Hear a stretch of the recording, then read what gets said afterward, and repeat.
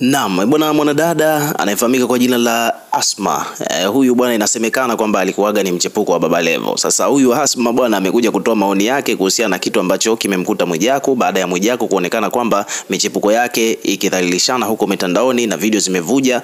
Ni kwamba kuna mchepuko wa Mwijaku umemkamata mchepuko mwingine wa Mwijaku na kuanza kumpiga, kumnyoa nywele na kumfanyia vitendo vingine vya udhalilishaji, ambapo hizo video zimetrend sana huko mitandaoni kwa sasa hivi. Sasa jambo ambalo tumekutana nalo ni kwamba Asma amekuja kutoa maoni yake kwa hawa mabinti kama ushauri kwa kile ambacho kimetokea na kinachotrend huko mitandaoni kwa sasa hivi. Kupitia ukurasa wake wa Instagram, Asma ameandika kwamba mabinti, tulieni jamani, tulieni, someni, dunia haina huruma na jinsia yeyote ile siku hizi. Tulieni, tuwaonee huruma basi hata wazazi wetu. Hakuna cha zaidi.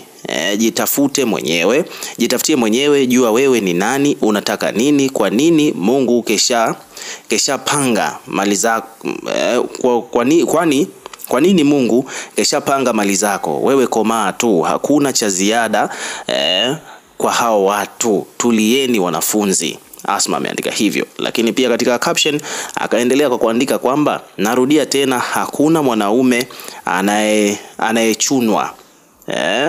Bajeti yako ipo.